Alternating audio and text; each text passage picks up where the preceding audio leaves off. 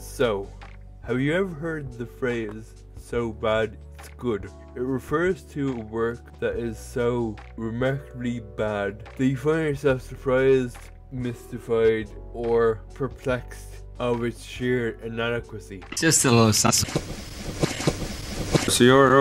The phrase has been popularized by film channels on YouTube like Aichi, Ralph the Movie Maker, and Red Letter Media. The phrase has been used in other popular media such as video games and music. Hideously looking back at what once was beautiful. However, to understand this trend, we must go back into the rise of the B-movies. B-movies were low-budgeted commercial films from the golden age of cinema, usually shown as double features drive-in theaters around America. B-movies copy trends of the day, from westerns to horror to sci-fi. This trend continues into modern day with such films like Sharknado 2013. However, one name pops up when you're talking about B-movies and so bad it's good media. One name that has lasted nearly over 70 years. That name is Edward D. Wood Jr., also known as Ed Wood.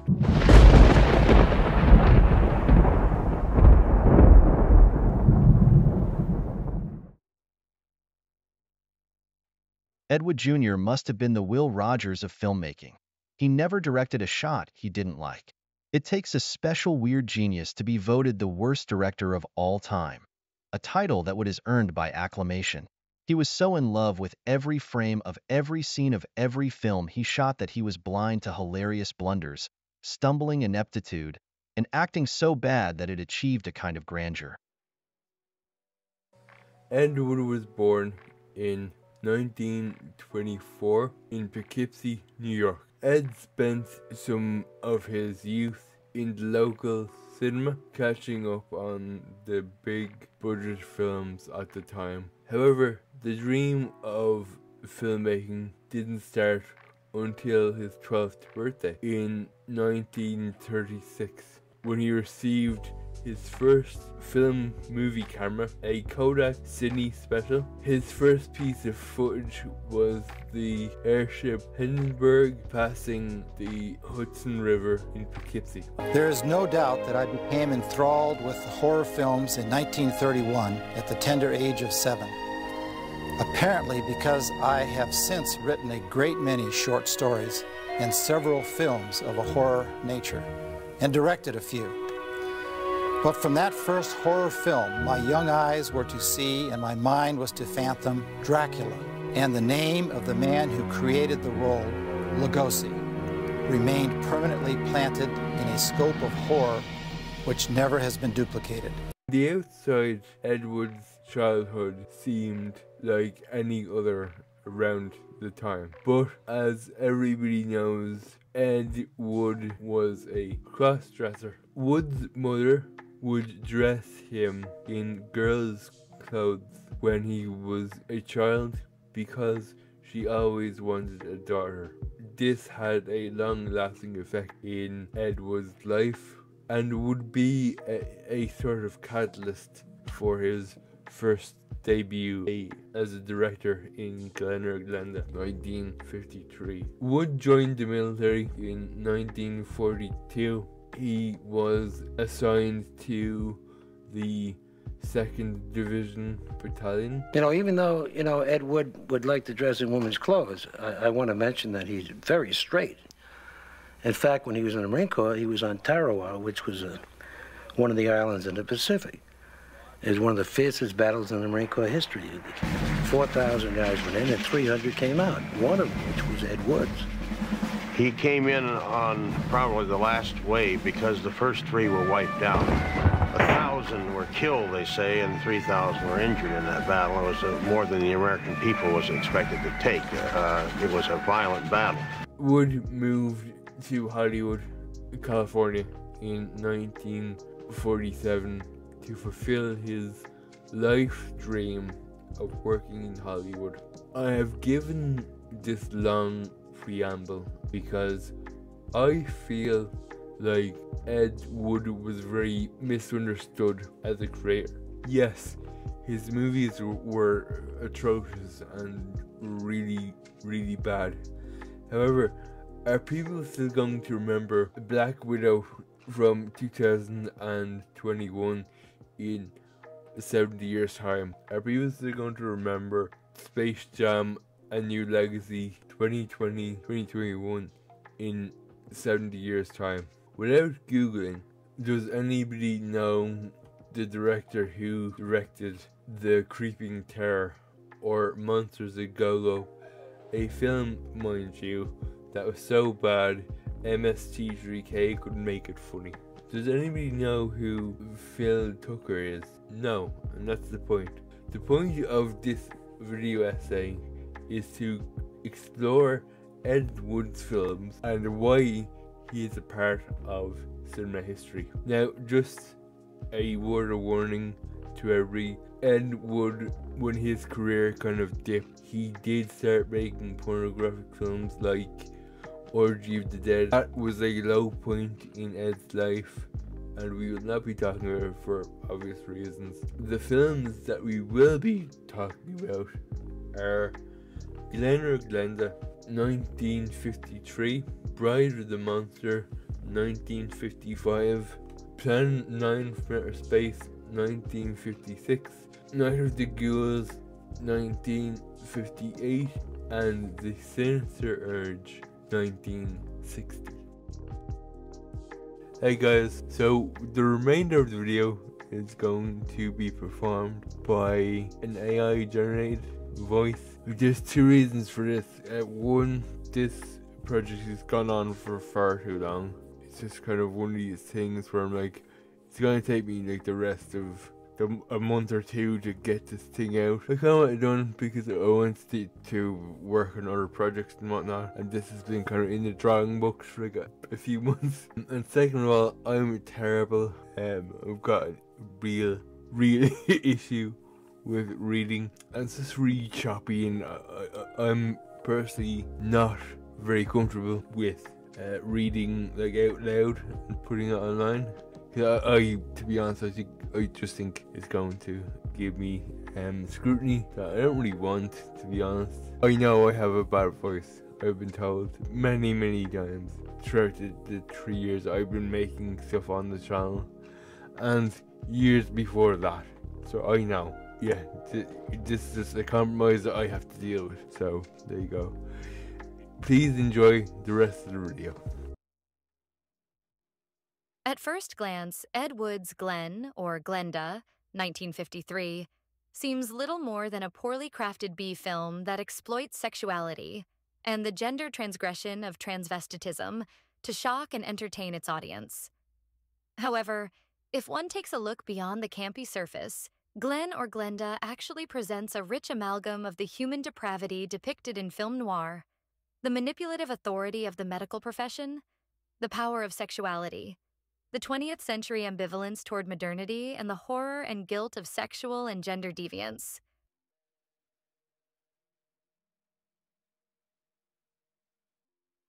Glen or Glenda, released in 1953, is a significant docudrama centered around cross-dressing and transvestism. While some may categorize it as an exploitation film, the presence of Ed Wood as the director provides a unique perspective. Being a cross-dresser himself, Wood infuses the film with elements of his own life, resulting in a semi-autobiographical portrayal. Regarded by many as one of the worst films ever made, Glen or Glenda has surprisingly garnered a cult following in recent times due to its relatively positive depiction of cross-dressing and transvestism, especially considering the limitations of the era in which it was created. Despite the film's bold stance on the subject, it is essential to recognize that it still adheres to the social constraints of the 1950s, which restrained specific discussions and depictions on screen. Once, not so very long ago, the people of the world were saying, "Airplanes, huh? Why, it's against the Creator's will. If the Creator wanted us to fly, he'd have given us wings." but we fly. Maybe some of you may still remember an even sillier remark. Automobiles? Bah. They scare the horses. If the Creator had meant for us to roll around the countryside, we'd have been born with wheels. Nonetheless, Ed Wood's willingness to explore such a topic during a time when it was rarely addressed in public discourse demonstrates his courage and forward-thinking approach. It is worth noting that Glenn or Glenda marked the first collaboration between Ed Wood and the legendary Bela Lugosi. Beware, beware, beware of the big green dragon that sits on your doorstep. He eats little boys, puppy ducktails, and big fat snails. Beware, take care, beware. Their working relationship endured until Lugosi's passing in 1956, leaving a significant impact on Wood's filmmaking career. For a more comprehensive analysis of the film's themes and implications, I highly recommend Glauder Glenz's video titled Ed Wood, Gender, and Glenn or Glenda Video Essay. This informative and well-crafted video delves into the complexities of the film's portrayal of gender-related issues. Glenn or Glenda possesses a surreal quality, with various captivating scenes that pique interest. However, as I am not sufficiently qualified to provide an in-depth critique of the film, I defer to those more knowledgeable on this subject. Now, let us turn our attention to the next film on our list, 1955's Bride of the Monster. Lugosi was always a stage actor at heart, and his powerful, charismatic performances made him the star he was in Hungary, made him famous for his Dracula on Broadway, and suited him well on stage even in his later years. But when lacking a good director, his style often came off as cheesy in film. The same goes for the rest of the acting in Bride of the Monster. If you can get into the spirit of Ed Wood, the quirks and the sincerity will win you over. But seen objectively, the acting in the film is clearly flawed, even downright disastrous at times.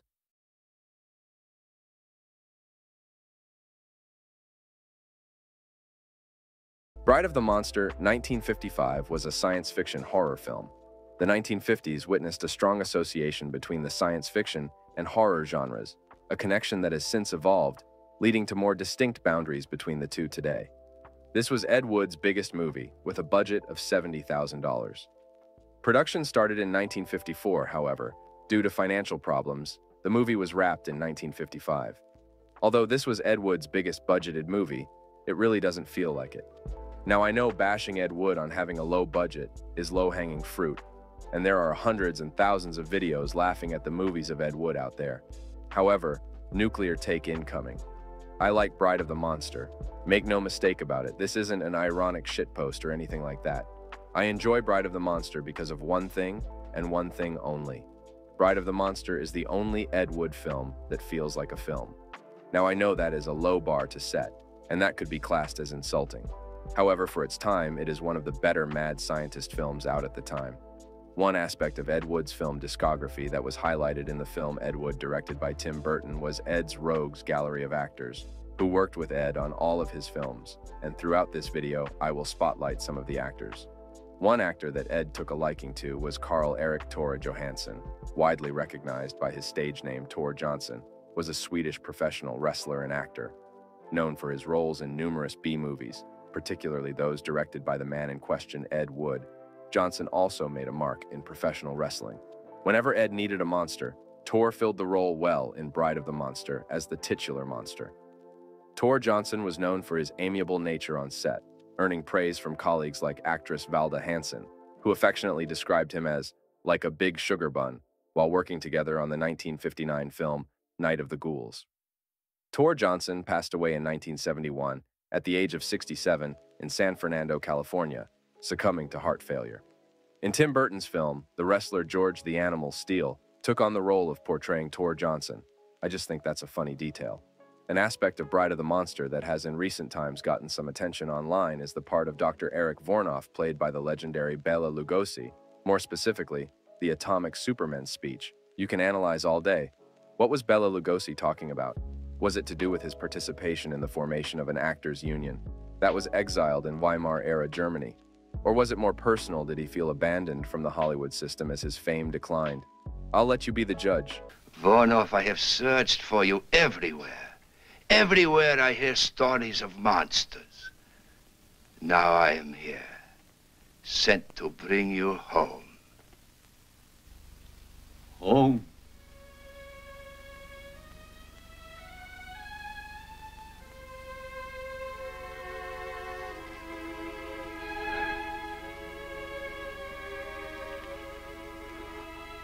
I have no home. Hunted. Despised. Living like an animal.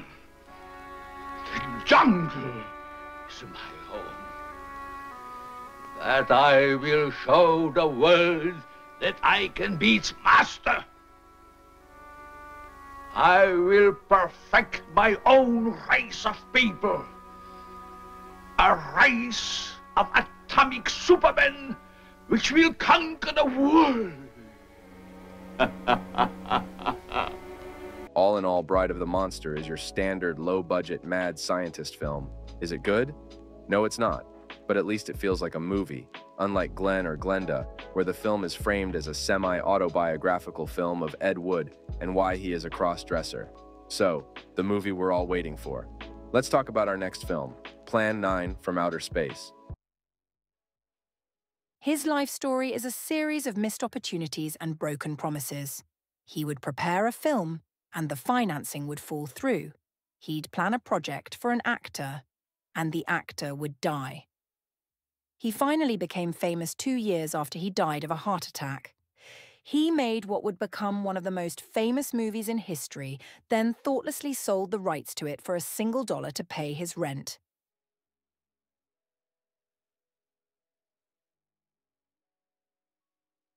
So, 1957's Plan 9 from Outer Space. What can I say? Really, what can anyone say?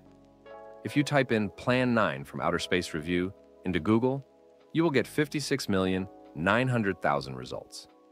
On Rotten Tomatoes, it's a 66% and a 4 out of 10 on IMDb. It is your standard alien invasion movie that was big at the time for audiences. Plan 9 from Outer Space kicks off with an old man's funeral and a wild tale of flying saucers, reanimated corpses, and a cosmic conspiracy.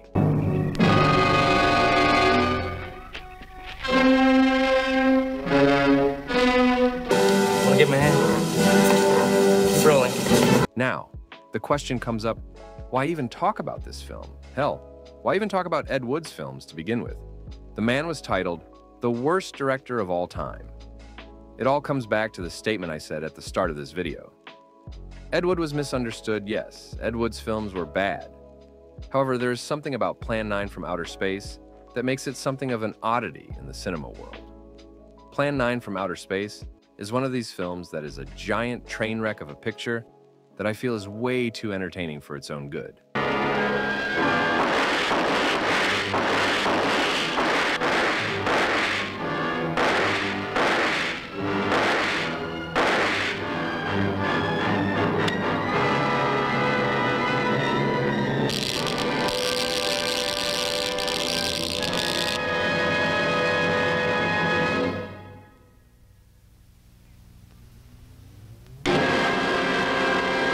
So what if we do develop this solanite bomb? We'd be even a stronger nation than now. Stronger. You see? You see? Your stupid minds. Stupid! Stupid! That's all I'm taking from you. Get back here, you jerk! It's as good as mine, Larry. One thing's sure. Inspector Clay's dead. Murdered. And somebody's responsible. You're in charge now, Lieutenant. Yeah, guess I am. Calvin? Yes, sir? Get back up the car and get on the radio. Tell the coroner he's got to make another trip out here.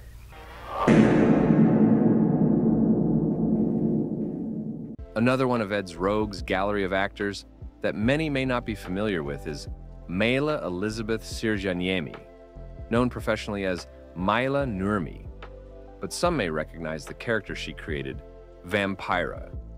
The genesis of the Vampira persona dates back to 1953, when Nurmi attended choreographer Lester Horton's annual Bal Caribe Masquerade.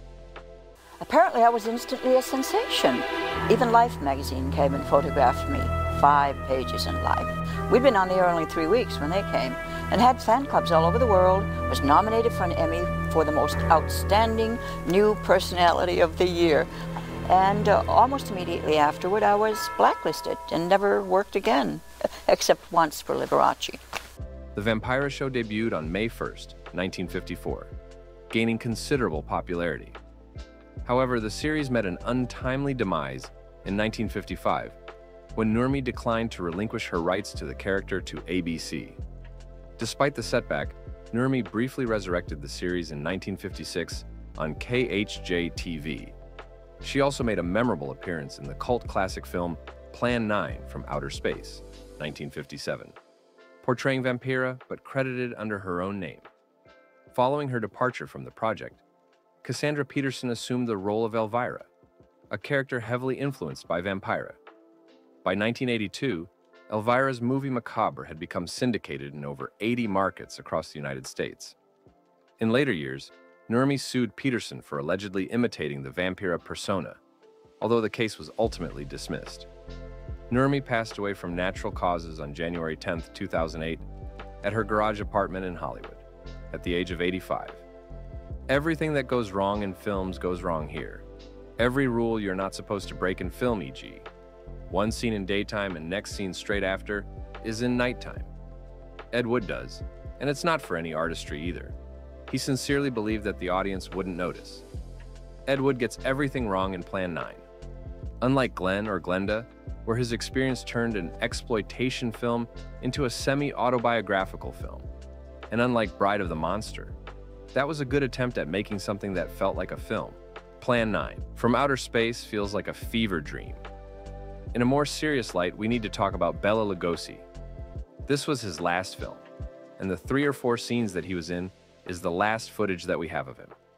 To some, being in a film like Plan 9 is a painful reminder of just how far he fell out of the Hollywood system. A person that didn't have a good word to say about Ed Wood was Bela Lugosi's son, Bela Lugosi Jr. Ed Wood was an odd fellow. He drank too much. He crossed my father's path at the end of my father's life, the last few years. And my dad at the time was desperate for the dignity of work, needed money.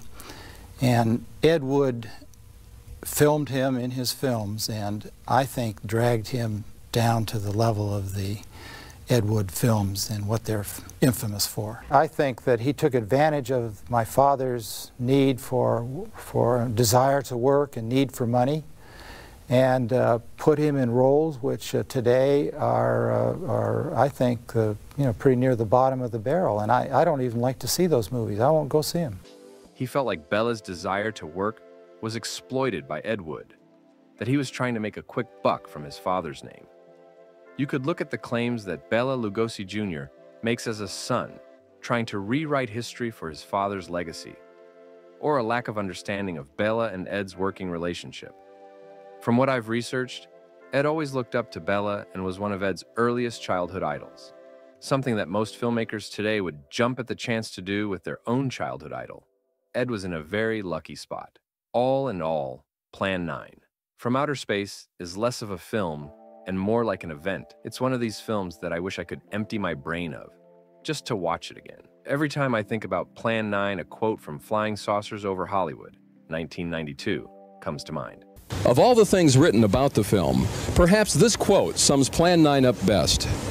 No matter what time it is when you watch Plan 9 From Outer Space, it always feels like 3 o'clock in the morning. Yeah, its counterpart.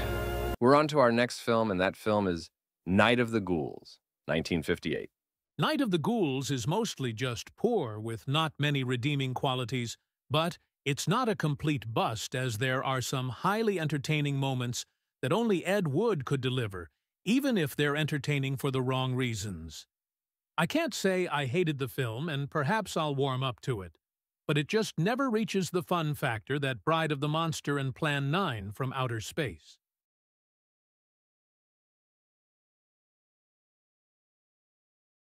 Guys, I'm going to be honest. Night of the Ghouls is pretty bad, and is probably Ed Wood's worst film. Now, I know what you're thinking. How is there a film worse than Plan 9 from Outer Space? As I have said before, Plan 9 from Outer Space is a slow-mo car crash. It's chaos incarnate, and to some in the film world, it is the textbook definition of a bad film. However, do you know what's worse than a bad film? A boring film. A boring story with bland characters will make anyone fall asleep. This is Ambient, the movie in a lot of ways. However, what's really interesting about Night of the Ghouls is that this film was nearly lost. Ed Wood was so hard up for money that he could not pay the film lab for the master print of the movie. However, Kansas City film hobbyist entrepreneur and Ed Wood fan Wade Williams managed to locate the film, paid the long overdue bills to the lab, and claimed full ownership.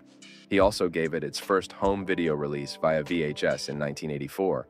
This was the film's world premiere. The film's backstory can serve as a poignant reminder of the financial challenges artists can encounter and how the fervent dedication of a fan can preserve a piece of film history for generations to come. That being said, there is nothing good or great about Night of the Ghouls.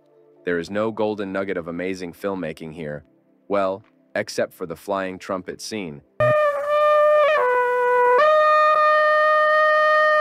which was pure genius right there. A short summarize of the film goes as follows. The film starts with Criswell narrating. Criswell was one of Ed's rogue gallery of actors, and always used him for narration. But in Night of the Ghouls, Criswell was acting as one of the undead at the end of the film. Criswell, aka the Amazing Criswell, was an American psychic known for wildly inaccurate predictions. Criswell's predictions were nationally syndicated, and he appeared on the television show Criswell Predicts on KLAC Channel 13, now KCOP 13, in Los Angeles, as well as being recorded for syndication. Of the Wood people, my darling was Mr. Criswell. I just adored him. I was connected with Criswell of Criswell's Predicts. He was in about 300 papers. He was on, I think, about 10 or 11 times a week, local television. And he saw the things of a mystic, you know. He was the only one with whom I really associated personally. Criswell died on October 4th, 1982, at the age of 75. He was cremated days later. The story of Night of the Ghouls centers on a teen couple killed by an undead creature, the Black Ghost, which is just a woman in a black dress. Detective Bradford investigates a haunted house with the help of Kelton, encountering fake psychic Dr. Akala. Sorry, I just want to let that sink in. Dr. Akala. Dr. Akala. One more time, Dr. Akala. And some people think millennial writing is bad. Nope, bad writing is bad, you stupid fuck. This is a sequel to Bride of the Monster. Yes, that Bride of the Monster. The only film that Ed Wood made that actually felt like a movie. And now, this is the sequel. It's very disappointing if you ask me. So in my research on this film, I found a Letterboxd review stating that this is probably Ed Wood's most competent, normal movie. I can see that point. However, I think that's what puts me off about this film. It's too by the books for Ed Wood. The review goes on to pinpoint what makes Ed Wood's films so engaging, which is that they are barely strung together subconscious surrealism that feels like half-remembered dreams of the genre movies he loved as a kid. And the best Ed Wood films represent that half-remembered dreams and surrealism aesthetic. Remember my favorite quote from Flying Saucers Over Hollywood, 1992. No matter what time it is when you watch Plan 9 from Outer Space, it always feels like 3 o'clock in the morning. Now am I saying Ed is a master at filmmaking and everyone was wrong about him? No, Ed was still a bad filmmaker, but he did make a lot of unexpected surrealist art, yes. However, that was never by design. Now there could be an interesting discussion about what is art by design versus what is spontaneous art, which could be an interesting discussion with a lot to talk about, but I'll just leave it here for now. He made Plan 9 from Outer Space to be a by-the-books alien invasion movie to make a quick buck, and it turned into a wide-awake surrealist fever dream. Sadly for Night of the Ghouls, it is not built with the same form of sheer insaneness as Plan 9 from Outer Space was, well, again, except for the flying trumpet scene, which is still pure genius. We're on to our last film, and that film is The Sinister Urge, 1960.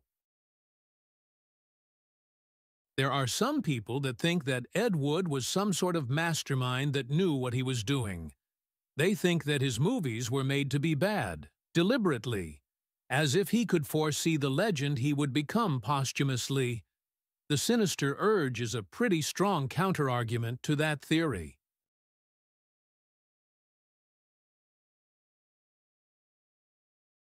All things considering, The Sinister Urge, 1960, was a pretty okay film. Very high praise, I know. The Sinister Urge is a crime drama film from the mind of our boy Ed, a pretty surrealist place as we all know. In 1959, Ed Wood completed a screenplay titled The Racket Queen. Producer Roy Reed of Headliner Productions agreed to fund the project, leading to a revision of the script and the creation of The Sinister Urge, filmed primarily in July 1960. We are fully out of the dreamy surrealism aesthetic and diving into the exploitative aesthetic. Ed channeling the semi-autobiographical nature of Glenn or Glenda with a story that tackles the seedy side of pornography and the link it has with violence against women is a huge leap in subject matter for Ed. Unfortunately for Ed, he turned into that clip from the end of Star Wars, Revenge of the Sith.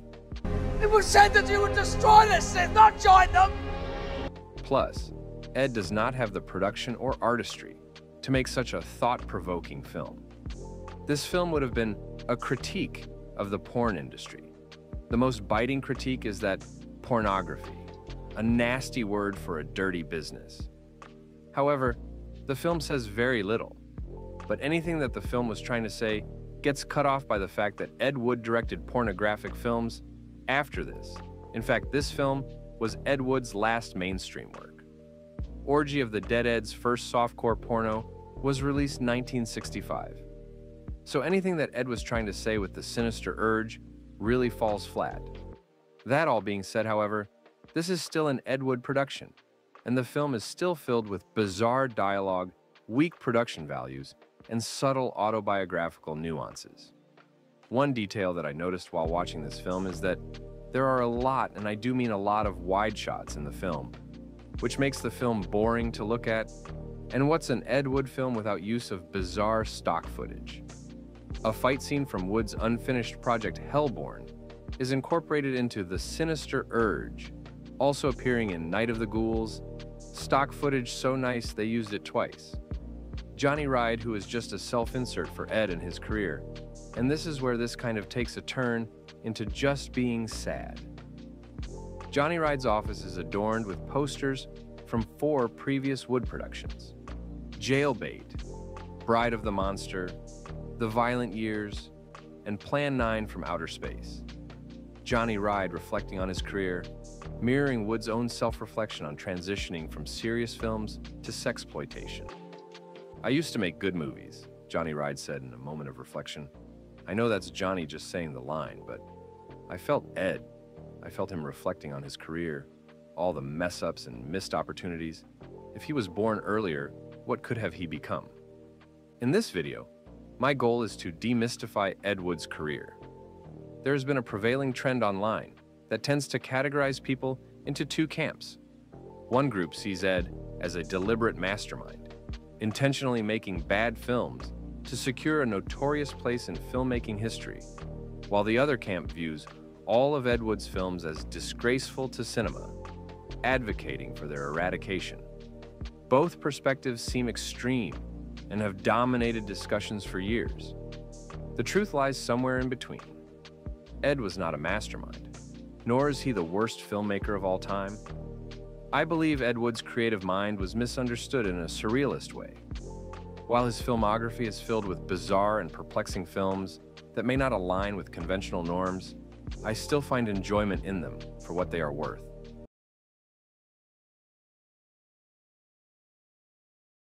In conclusion, the film legacy of Ed Wood is a complex tapestry woven with threads of eccentricity, surrealism, and misunderstood creativity.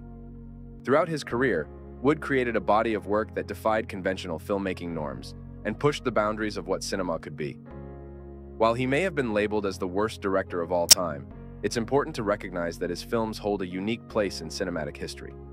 From his early exploration of gender identity and societal taboos in Glenn or Glenda, to the chaotic spectacle of Plan 9 from Outer Space, Wood's films offer a glimpse into the mind of a passionate and unorthodox filmmaker. Despite their flaws and shortcomings, there is an undeniable charm to Wood's creations, fueled by his unwavering dedication to his craft. However, it's crucial to approach Wood's work with nuance and understanding. While some may dismiss his films as mere exercises in incompetence, others see them as inadvertent works of art, filled with unintentional brilliance and surrealistic charm. Ultimately, Ed Wood's legacy reminds us of the subjective nature of art and the importance of embracing creativity in all its forms, even if it defies conventional standards of quality. So, whether you view Ed Wood as a misunderstood visionary or simply a purveyor of cinematic oddities, one thing remains clear. His films continue to captivate audiences and spark discussion decades after their release. And perhaps, in the realm of filmmaking, there is no greater testament to a creator's enduring legacy than the ability to inspire curiosity, debate, and fascination for generations to come. Hey guys, what's up? It's your boy, Speedor, and I just want to do my housekeeping. I just want to thank James for doing the PNG you've seen in the video. I've been working with James. Apologize to James for the kind of the me not getting back to him. Time zones are weird. I'm going to be linking down James's Twitter in the description box below the video. If you want to get your own PNG set or anything like that, you can. He's wonderful to work with. I remember one time James was like, what exactly do you want? I was like, okay, I just need to draw something for him, and then it was like a stick figure. Like, can you do this book better? So yeah, anyway, I'm planning to put this out the day before or on Halloween night. So I just want to wish everybody Happy Halloween.